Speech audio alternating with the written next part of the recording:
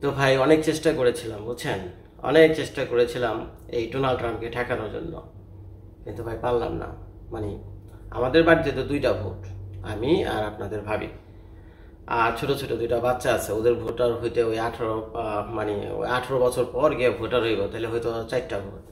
তো যাই হোক, আমরা দুইটা ভোট সততার সাথেই দিছি ওই ডেমোক্রেটদের, ওই কি আছে ওই কামাল হ্যারিসকে ভোট দিয়েছিলাম, যাতে কোনো মতে ডেমোক্রেটরা আবার ইসে যায়, ওই পার্লামেন্টে যায়, কংগ্রেসে যায়, গিয়ে আমাদের একটু দেখাশোনা করে। তো আপনারা জানেন যে ডেমোক্রেটরা সবসময় যে ইমিগ্রেন্ট ইস্যু আছে আমেরিকাতে, ইমিগ্রেন্টদের অভিভাবকের মতো বুঝছেন, ওদের যা আইন কানুন আছে, যা কিছু আছে, অনেকটা বাপের মতো। মানে বাপ যেমন সন্তানদের আদর যত্ন করে রাখে না, বিপদ আপদে বলে দেখে শুনে রাখে, এই ডেমোক্রেটরা এরকম।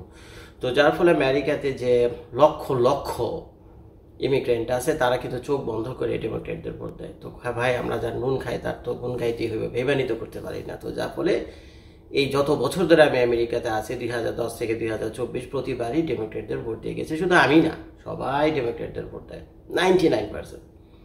তো এখন কোনোভাবে ট্রাম্পকে ঠেকানো যায়নি। আর ট্রাম্প হলো রিপ্রেজেন্ট করে হলো রিপাবলিকান পার্টি, আর রিপাবলিকান পার্টি হলো খুব একটা ডেমোক্রেটদের পছন্দ করে না। তো এতদিন যা মানে এমনি সেমনি কোনো মতে চলছিল বুঝছেন, একবার রিপাবলিকানরা আসে ক্ষমতায়, একবার ডেমোক্রেটরা আসে, তারপরে টাইনা টুইনা জোড়াতালি দিয়া চলছিল। কিন্তু ট্রাম্প যখন ক্ষমতায় আসলো বুঝছেন, তখন তো বিরাট ভেজা লেগেছে। কারণ ট্রাম্প আঙ্কেল হলো অনেকটা পাগলাটে টাইপের বুঝছেন, যা মন চায় তাই বলে, যা খুশি টুইট করে, এর লগে ঝগড়া করে, এই করে সেই করে, বেচার বিরুদ্ধে কয়েকটা মামলা আছে, সেই মামলাও ফাইট করতেছে। আবার দেখি জনপ্রিয় রিপাবলিকান যত লিডার্স আছে আমেরিকাতে, তাদের ভিতরে সবচেয়ে জনপ্রিয় হলো এই ডোনাল্ড ট্রাম্প। কেমনি কি বুঝি না। তারপরে আমেরিকানরা একেবারে কি বলে, মানে দরবেশের মতো ওনাকে মানে বর্তমানে যা দেখতেছি চারদিকে। ভাই বাইরে যে আমি ব্যবসা বাণিজ্য করি, দোকানে পাটে তুই একজন লোককে জিজ্ঞেস করে, যারা জিজ্ঞেস করে হ্যাঁ বলে ভাই ট্রাম্পটা লাইক করে, ভয়ে ভাই বলিও না যে আমি ডেমোক্রেট, মাইক গুতা যদি দেয়। তো এখন সেই ট্রাম্প গদ্দিতে বসার পর ইমিগ্রেন্টদের জন্য কি কি অসুবিধা তৈরি হতে পারে, অসুবিধা বলবো না, কি কি বিপদের কারণ হতে পারে, অলরেডি হচ্ছেও বুঝছেন, শুরু হয়ে গেছে। এর আলামত কি বলে সেটাকে, আলামত অলরেডি শুরু হয়ে গেছে। তো সেই আলামত নিয়ে 2-4টা কথা বয়ান আমি আজকে আপনাদের সামনে করবো। তো এখন অনেকে ভিডিও টিডিও করে আপনাদেরকে একটুখানি হালকার উপরে ঝাপসা মারতেছে যে ডোনাল্ড ট্রাম্প আইতেছে ভাই, এই সেই। এখন যারা পলিটিক্যাল ভিডিও করে, তারা তো পলিটিক্যাল অ্যানালাইসিস নিয়ে ব্যস্ত। ডোনাল্ড ট্রাম্প আইসা ইউনুস সাহেবের সাথে কি গন্ডগোল করবে, ওই আমাদের মোদি সাহেবের সাথে কি ভালো হইলো মন্দ হইলো, ভারতের সাথে কি ভালো হইলো মন্দ হইলো, বাংলাদেশে কি কি সুবিধা, কি কি অসুবিধা, কি বিপদে পড়তে যাচ্ছে বাংলাদেশ ডোনাল্ড ট্রাম্পের কারণে, ওদিক দিয়ে সেন্ট মার্টিন চলে গেল, ইত্যাদি অ্যানালাইসিস শুরু হয়ে গেছে। তো ভাই, আমি তো আর পলিটিশিয়ান না, আমি একজন ছোটোখাটো ব্লগার বুঝছেন, 2-1টা ইমিগ্রেশন সংক্রান্ত ভিডিও করে আপনাদের কান ভারী করি। তো এখন কয়েকটা অসুবিধার কথা শুনেন, মানে বিপদের কথা শুনেন। তো এগুলো আমি তো নিউজে এখানে দেখি, এখানকার যে টিভি চ্যানেলগুলো আছে, নিউজগুলো আছে, পত্রপত্রিকা আছে বুঝছেন, এরা বেশ ভালো জোরসোরে এগুলো লিখতেছে। তো যার ফলে ভাবলাম যে না, এগুলো যদি না বলি, সত্য কখনো গোপন থাকে না বুঝছেন, সত্য কখনো গোপন থাকে না। যদি এগুলি না বলি, তো সত্য কথাগুলো আপনাদের কানে পৌঁছাবে না। এখন এই সুযোগে অনেকে কি করবে, অনেক আজে বাজে লোক আছে, সেগুলো আপনাদেরকে ভুল পথে নিয়ে যাবে, মিথ্যা আশ্বাস দেবে, নানা রকম বিপদে এবং প্রতারণার মুখে আপনারা পড়তে পারেন। যেহেতু আমি আমেরিকাতে থাকি, এখানকার সমাজে আমার ওঠা বসা, এখানকার রাজনীতি অর্থনীতির সাথে প্রতিদিন আমার মোলাকাত হয়। তো স্বাভাবিকভাবে আপনাদের চাইতে একটু বেশিই জানি, এবং ভোটাভুটিতে স্বয়ংক্রিয় একজন অংশীদারও আমি। তো যার ফলে আমার নিজের চোখে আমি যা কিছু দেখছি, পত্রপত্রিকায় যা কিছু পড়লাম, ডোনাল্ড ট্রাম্পের কথাবার্তা যা কিছু শুনলাম, তো এগুলোর পুরা সেট আপ কইরা এই 8-10টা কারণ, মানে 8-10টা মানে কঠিন ইস্যু আমি খুঁজে বের করছি, যেগুলো হলো ইমিগ্রেন্টের জন্য। এখন আর দুনিয়ার ইমিগ্রেন্টের জন্য কি হইলো না হইলো সেটা আমার মাথা ব্যথা না, কিন্তু বাংলাদেশি ইমিগ্রেন্টের জন্য কি বড় মহা বিপদ আসতে যাচ্ছে, তো সেগুলি আমি এই ভিডিওতে এক এক করে আপনাদের সাথে তুলে ধরবো। তো যে মহাবিপদগুলোর কথা বলছি, এগুলো তো দুনিয়ার সব দেশের জন্য প্রযোজ্য, তবে আমি বাংলা ভাষাভাষী ভিডিও করতেছি, এবং যারা নাকি অন্য দেশের অন্য ভাষায় কথা বলে, তো তাদের তো ইউটিউবার আছে ভাই, তারা তাদের ভাষায় গিয়ে করুক। আমি ভাই আমার বাংলাদেশি ভাই বোনদের জন্য আমি বাংলা ভাষায় করলাম। প্রথমটা হলো, যেটা আমার কাছে মানে আমার গায়ে কাটা দিয়ে উঠছে নিয়ে, সেটা হলো ডিন্যাচারালাইজেশন। বুঝেন, ন্যাচারালাইজেশন হলো যারা কিনা অন্য ডিন্যাচারালাইজড সিটিজেন। কি বলে শব্দটাকে? ডিন্যাচারালাইজড সিটিজেন। আরেকটা শব্দ হলো ন্যাচারালাইজ সিটিজেন। এই যে আমি জর্জ ভাই আপনাদের সাথে বসে আছে, আমি তো দেশের সিটিজেন নাকি? তা আমার সিটিজেনটা হলো ন্যাচারালাইজড সিটিজেন। আর আমার বাচ্চা কাচ্চারা যে আমেরিকাতে হয়েছে এবং তার বাবা মা, আমি আপনার ভাবি, এরা তো দুজনই সিটিজেন। তো যার ফলে আমার বাচ্চারা যারা হয়েছে তারা হলো বর্ন সিটিজেন। কি সিটিজেন? Born citizen. আর আমি কি? 2 নম্বর সিটিজেন, আরেক ভাষায় বলে ন্যাচারালাইজ সিটিজেন। তো বর্ন সিটিজেনকে কখনো রিভোক করা যায় না, বাতিল করা যায় না, সম্ভব না, আমেরিকার আইনে নাই এটা। কিন্তু যারা ন্যাচারালাইজ সিটিজেন হয়েছেন তাদেরকে ডিন্যাচারালাইজ করা সম্ভব, আমেরিকাতে আইন রয়েছে। তবে এই আইনটা কয়েকটা ক্ষেত্রে মাত্র প্রযোজ্য ছিল। ওই দ্বিতীয় বিশ্বযুদ্ধে জার্মানির যে হিটলার বাহিনী ছিল, এই হিটলার বাহিনীর হয়ে যারা সারা দুনিয়াতে গুপ্তচর বৃত্তি করছে, স্পাইং করছে, তো তাদের বিরুদ্ধে এটা ব্যবহার হতো। এবং যারা কিনা মানে খুব নাম করা টেরোরিস্ট, তাদের ক্ষেত্রে এই আইনটা প্রযোজ্য হতো। এই ডিন্যাচারালাইজের ব্যাপারটা কিন্তু ডোনাল্ড ট্রাম্প ক্ষমতা আসার পর যে কাজটা করতে যাচ্ছে, যেটা শোনা ভাই গায়ে কাটা দিয়ে দাঁড়াইলো, সেটা হলো এখন চাইলে ডোনাল্ড ট্রাম্প যে কোনো ব্যক্তিকে যে কোনো ইস্যুতে এই ডিন্যাচারালাইজ করার ক্ষমতা রাখে। অর্থাৎ তাকে সিটিজেনশিপ বাদ করে দিয়া তার আগের যে ওই যে পাসপোর্ট ছিল, সবুজ পাসপোর্ট, আর মনে করেন আমার সিটিজেন যদি বাদ করে দেয়, তাহলে আমার আগের ওই সবুজ পাসপোর্ট খুঁজে বের করতে হবে। আমি জানি না ট্রাঙ্কের কোথায় আছে, তাহলে নতুন করে বাংলাদেশে অ্যাপ্লাই করতে হবে যে ভাই মহাবিপদে পড়ছে, এতদিন ছিলাম বাংলাদেশে, ডোনাল্ড ট্রাম্প তো আমার সিটিজেন বাদ করে দিয়েছে, বলে আমাকে ন্যাচারালাইজ থেকে ডিন্যাচারালাইজ করে দিয়েছে। ন্যাচারালাইজ সিটিজেন হয়েছিলাম, তো এখন ডিন্যাচারালাইজ করে দিয়েছে, সিটিজেনশিপ বাদ। তো আমার তো একটা পাসপোর্ট লাভ করি ভাই। তখন হয়তো বাংলাদেশ দূতাবাস থেকে কোনো মতে কষ্ট করে একটা পাসপোর্ট জোগাড় করে ভাই বাচ্চা কাচ্চাটা বাংলাদেশে আসতে হবে, বুঝছেন? তো এইটা কি বলে ডিন্যাচারালাইজ। তো এই ডিন্যাচারালাইজের উদাহরণ আমেরিকার ইতিহাসে খুব একটা বেশি নাই, হয়তো 2-400 হতে পারে, গুগলে ঘাটাঘাটি করলে আপনারা দেখবেন। কিন্তু ডোনাল্ড ট্রাম্প ক্ষমতায় আসার পরও যে একটা ম্যাস ডিপোর্টেশনের একটা খবর শুনছেন না, আপনি দেখবেন পত্রপত্রিকায় প্রায় বলে মাস ডিপোর্টেশন। মাস মানে কি? ব্যাপক হারে আমেরিকা থেকে লোকজন, মানে যত দেশের লোকজন আছে, বুঝছেন, তো এগুলি কি করবে?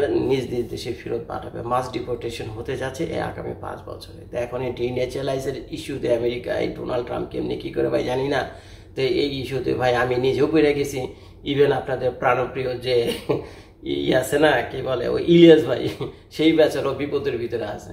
তো যদি এখন ডোনাল্ড ট্রাম্প এগুলির দিকে একটু নজর টজর দেয়, যদি দেখে যে ওদিকে জজ সাহেব বয়ে রয়েছে আর ওদিকে ইলিয়াস সাহেব বয়ে রয়েছে ডিন্যাচারালাইজ সিটিজেন হয়ে, তো বুঝছেন ভাই, যে কোনো সময় আমাদের ডাইকে কেউ যাও ভাই, তোমরা যে যার মতো পাইতে যাও, এতদিন ছিল তোমরা, এইবার যাও ভাই, আর পারতাছি না তোমাদের, বুঝছেন? তাইলেও তো ভাই মহা বিপদ।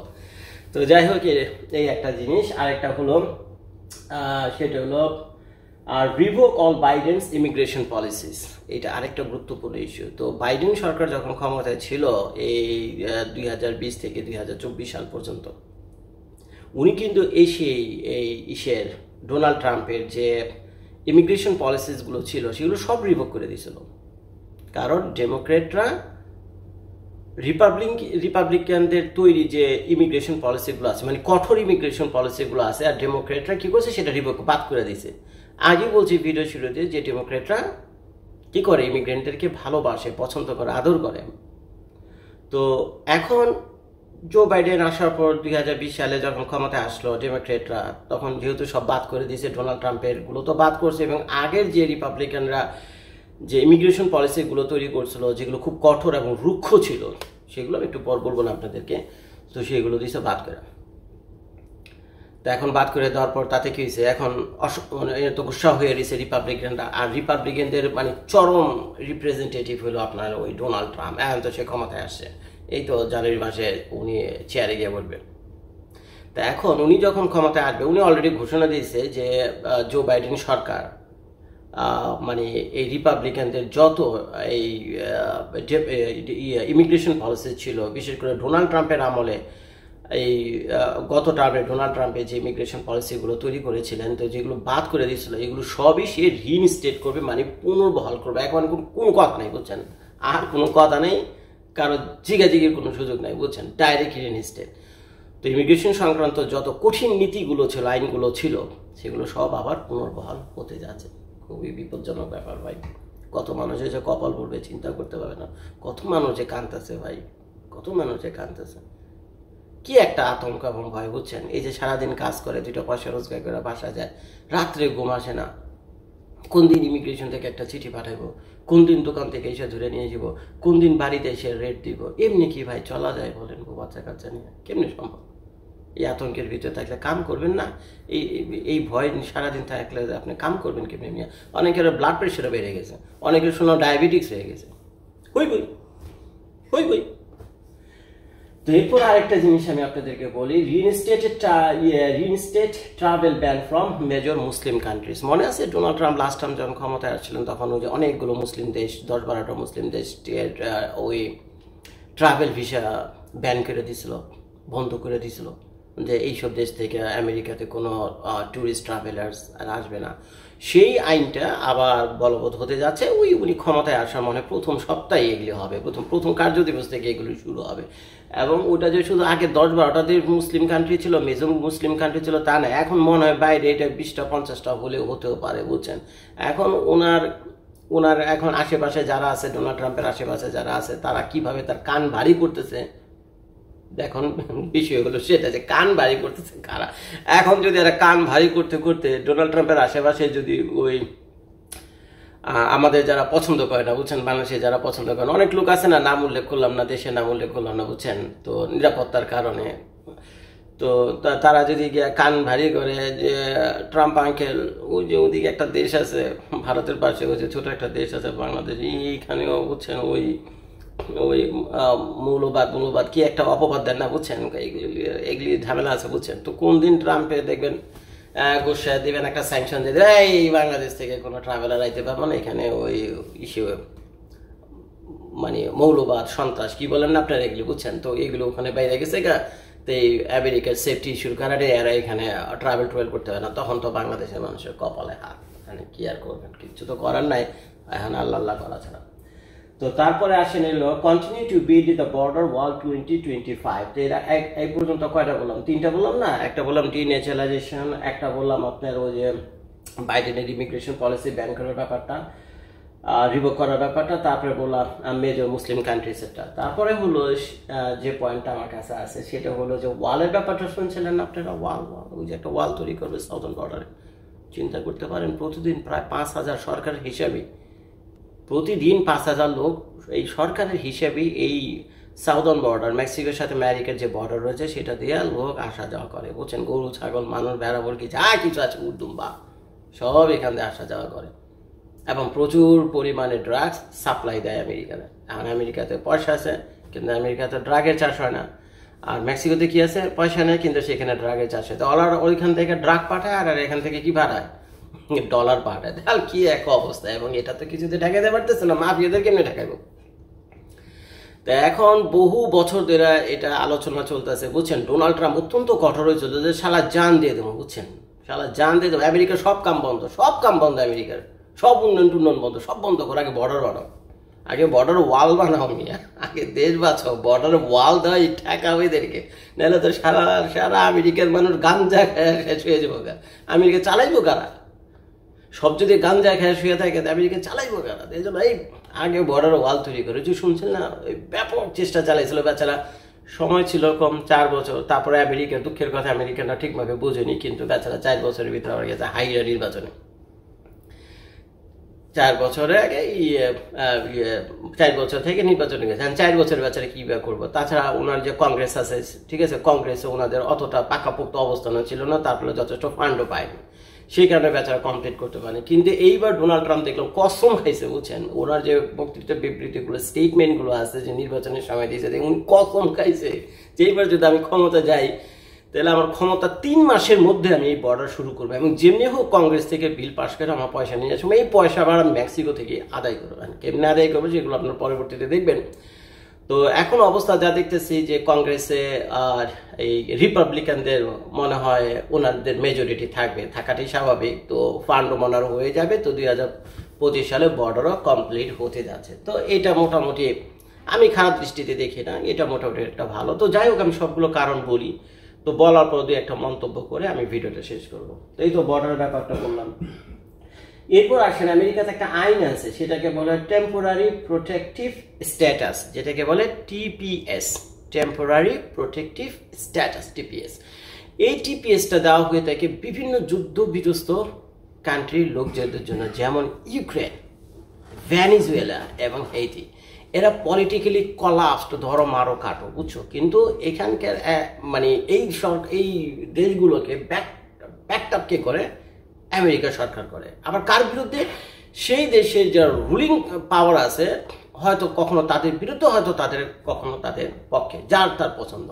এখন যদি এই আমেরিকান ব্যাকআপ কোনো পার্টি যদি মাইক ধরে শিকার হয় ওই দেশে অন্য পার্টি দ্বারা, তখন আমেরিকা সরকারের ফরজ হয়ে পড়ে সেই লোকগুলোকে উদ্ধার করা। তো কারণ এই লোকগুলো তো মাইক বুতা খাইতেছে আমেরিকাকে সাপোর্ট করার জন্য, আমেরিকার সরকার পলিসিকে সাপোর্ট করার জন্য, এবং আমেরিকার সাপোর্টেড গভর্নমেন্টকে প্রতিষ্ঠিত করার জন্যই তো সেখানে তারা ফাইট করতেছে। তো যার ফলে তাদেরকে প্রোটেক্ট করার দায়িত্ব আমেরিকার এসে পড়ে। এর জন্যই আইনটা তৈরি করছিল সেই টেম্পোরারি প্রোটেক্টিভ স্ট্যাটাস, টিপিএস দিয়ে। যার ফলে হাইতি থেকে যে কি পরিমাণ লোক আমেরিকাতে আসে চিন্তা করবেন না। খালি এয়ারপোর্টে আইলি ভিসা, এয়ারপোর্ট আসলেই ভিসা, এয়ারপোর্টে আসলেই ভিসা, বুঝছেন। কোনো মতে খালি টিকিট কেটে আমেরিকান যে কোনো একটা এয়ারপোর্টে আসবে, ভিসা কি ওই temporary protective status, TPS visa, কি ধরে খালি টিপিএস ভিসা দেওয়া ওদেরকে। এই জন্য ভেনেজুয়েলা, হেইতির লোক এসব পড়ে গেছে, ইউক্রেনের লোক এসব পড়ে গেছে আমেরিকাতে, কি ওই টিপিএস, টেম্পোরারি প্রোটেক্টিভ স্ট্যাটাস। কারণ সেই দেশে গন্ডগোল লাগছে। তো এখন ইউক্রেনিয়ান এখানে আইসা আপনি চিন্তা করতে পারেন, ওদের দেশে যুদ্ধ লাগছে রাশিয়ার সাথে, কি এক ভয়ঙ্কর অবস্থা। ওদের কোনো খেয়ালই নেই, হুশই নেই, জি গেলেও জানে না, খবর রাখে না। আমি মাঝে মাঝে বলে, বেটা তোর দেশে যুদ্ধ লাগছে, তুই এখানে কি করছো? এটা তুই না বেটা দেশপ্রেমী, তো দেশের বাচ্চাকে যুদ্ধ করতে এখানে এসে করছ গেলে। কাউরে দেখি রাস্তায় ফলমূল বিক্রি করে, কেউ দেখি ফলের দোকান টোকান দেয়, কেউ কনস্ট্রাকশনের কাজ করে। প্রায় দেখ আমার দোকানে অনেক লোকজন আছে, অনেক লোক আবার ভাঙা ফোন টোন নিয়ে আসে আমার কাছে আর ঠিক করতে লাগে। আমি বলি যে তোর ফোন টোন ঠিক করে দিলাম, এবার যে দেশে যা যুদ্ধ করে গিয়ে রাশিয়ার বিরুদ্ধে, বেটারা হাসে। এই গেলে একটা। তারপরে আসেন আমি 5 নম্বর পয়েন্ট আমি আপনাদেরকে বলি, সেটা হলো ending birth right citizenship. Ending birth right citizenship huge issue. শত বছর ধরে আমেরিকাতে এই আইন চালু আছে। সেটা হলো অনেকে কি করে, প্রেগনেন্ট অবস্থায় ট্রাভেল ভিসাতে আমেরিকাতে চলে আসে, যাদের কিন্তু বেশ কিছু পয়সা আছে। অনেক সময় গরিব দিকেও ঢুকে যায়, মধ্যবিত্ত উচ্চবিত্ত কোনো মতে ঢুকে যায়। কারণ হলো অন্য কোনো দেশে এই রুলসটা কিভাবে আছে আমি জানি না। আমেরিকার একেবারে আইএনএস, ইমিগ্রেশন আর ন্যাচারালাইজের যে একটা আছে, আইএনএর যে অ্যাক্ট আছে, সেই আইএনএর অ্যাক্টে বহু বছর আগে থেকে এটা ছিল যে আমেরিকার মাটিতে যদি কেউ জন্ম নেয়, তার বাবা মা বৈধ হোক অথবা অবৈধ হোক, this child is born citizen, অর্থাৎ জন্মসূত্রে নাগরিক। এটা ছিল, কিন্তু ডোনাল্ড ট্রাম্প এটা ঘোর বিরোধী। তো তার ধারণা যদি এইভাবে হতে থাকে, তাহলে এইটা হলো সারা দুনিয়ার যত ধনী লোকজন আছে, বুঝছে, সেই মিগ্রেন্টদেরকে আকৃষ্ট করে আমেরিকাতে আসার জন্য। কারণ তারা চায় তাদের বাচ্চারা আমেরিকাতে জন্মগ্রহণ করুক, আমেরিকার বর্ন সিটিজেন হোক। তো যার ফলে যেহেতু তাদের পয়সার জোর আছে, এখন তারা যখন ভিসার জন্য দাঁড়ায়, এখন কোনো মহিলা বা তার ওয়াইফ প্রেগনেন্ট, বুঝছেন, এখন 6 মাসে প্রেগনেন্ট, তার ভিসা তো আছে 6 মাসে, দেখা যাবে 4 মাস পর তার বাচ্চা ডেলিভারি হবে। এখন এমন কোনো আইএনএর অ্যাক্টে নাই যে কারণ দেখা উনি প্রেগনেন্ট, এই কারণে আপনি ভিসা রিভোক করবেন, রিজেক্ট করবেন, এই ধরনের সুযোগ তো নাই। তো যার ফলে আমেরিকান এমবিসির লোকজনও, কনসুলারও অসহায়, ভিসা দিতে বাধ্য যদিও অন্য কোনো সমস্যা না থেকে থাকে। তো এই সুযোগে হাজার হাজার লোকজন কি করে, হাজার হাজার লাখে লাখে লোকজন আমেরিকাতে যে কি করে, বউ নিয়ে আসে, গার্লফ্রেন্ড নিয়ে আসে, হসপিটালে ভর্তি করে, টুকটাক হসপিটাল কিছু বিল দেয়, বাকিটা দেয় না। এই দেশের নিয়ম হলো যে আগে চিকিৎসা পরে এলো টাকা, আর চিকিৎসা হয়ে গেছে টাকা তো থাকলে দিবেন, না থাকলে নাই। যে এই টাকা না দেওয়ার জন্য জেল জরিমানা হয় না, কি এক অদ্ভুত জায়গা। তো যাই হোক, এগুলো অন্য ভিডিওতে বলুন। তাই সে ওই বাচ্চা এখানে বর্ন হয়, জন্ম নেয়, জন্ম নেওয়ার পর 1 সপ্তাহ পর এই বার্থ সার্টিফিকেটটা পায়, তারপর 3-4 সপ্তাহ পর আবার দেশে চলে যায়। সেই বার্থ সার্টিফিকেটে জন্মসূত্রে ওই বাচ্চা বার্থ সার্টিফিকেটে হয়ে যায়। তারপরে কি এই বাচ্চা এই বার্থ সার্টিফিকেটটা যে কোনো সময় আমেরিকাতে ঢুকতেও পারবে, আসতেও পারবে, যাইতে পারবে। 18 বছর পর্যন্ত অভিভাবক নিয়ে, 18 বছর পর সে একাই চলাফেরা করতে পারবে। এই বার্থ সার্টিফিকেটটা সে বাংলাদেশে থেকেও, বাংলাদেশের এমবিসিতে যদি আবেদন করে তার পাসপোর্টের জন্য, ইভেন সে পাসপোর্টে পাবে। আরও মজার ব্যাপার হলো, এই বাচ্চা যখন 18 বছর হবে, তার বাবা আর মা তো আর ছিল না, সিটিজেন ছিল না, গ্রিন কার্ডও ছিল না। তো তারা তো গেছিল ওখানে ট্রাভেলে শুধুমাত্র বাচ্চা জন্ম দেওয়ার জন্য। তো চাইলেই বাচ্চা 18 বছর পর বাবা মার জন্য আবার অ্যাপ্লাই করতে হবে, এবং আইন অনুযায়ী সে বাবা মা আবার বুড়া বয়সে আমেরিকার সিটিজেন হয়ে যাবে। কি ধরনের একটা সিস্টেম ছিল, খুব ভালো মত একটা সিস্টেম ছিল। কিন্তু ডোনাল্ড ট্রাম্প সম্ভবত উনি যেদিন অফিস করবেন জানুয়ারি মাসে, তো তার এক সপ্তাহের ভিতরে এটা অলরেডি মানে হয়ে গেছে, এটা অর্ডার দিয়ে দিয়েছে অলরেডি, বুঝছেন। ওই যত ডিএইচএস আছে, তারপরে তো হোমল্যান্ড সিকিউরিটি যেখানে যেখানে যা যা বলা দরকার, যেখানে যেখানে বলা দরকার, তো এক্সিকিউটিভ অর্ডার দিয়ে সেখানে শুনলাম বলে বইলেও দিয়েছে যে এগুলো টোটালি স্টপ, এখন থেকে আর এটা হবে না আমেরিকাতে।